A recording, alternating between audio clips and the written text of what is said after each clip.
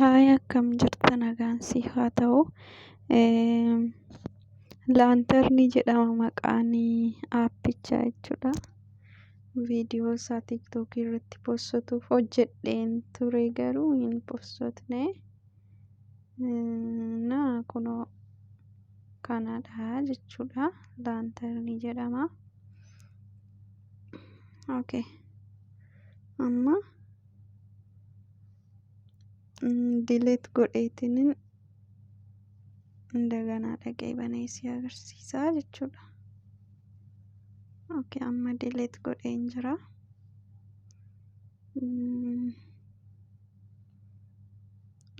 Amma gara bintaniidhuma deemteetoo jechuudha. Pileestooriidhuma keessaa hin beektamtiire. Pileestoorii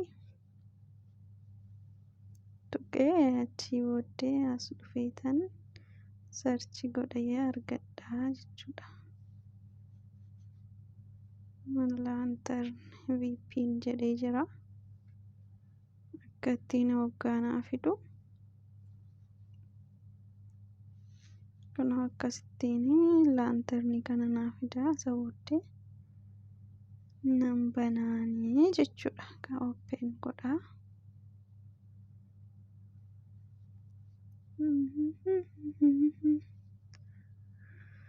Kun argaa hartaa miti reinstaal gootaa jechuudha.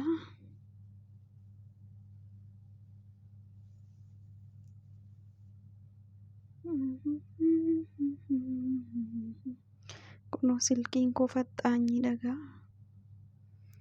Amma na dhufee jira.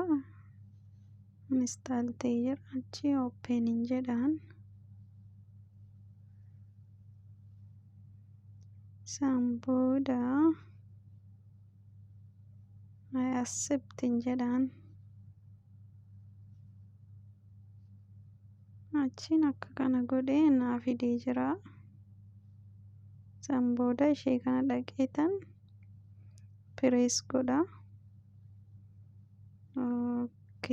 Okay jedhaani. Achi amma banamee jira jechuudha. Yoo kun fakkeenyaaf amma yoo kun akkas ta'ee jiraate cufamee jira jechuudha. Disconnect ta'ee jira. Yoo kun immoo akka ittiin jiraate hin hojjetu. Yoo kun immoo akkasittiin pirees goote connect ta'ee jira jechuudha. Bifa isaa kan akka ittiin isaan booda milikkita asirratti sii baasa jechuudha. Kunoo gubbaa kanatti qulfii kan argiteemi. Isaan booda bakka hin hojjetaa jechuudha.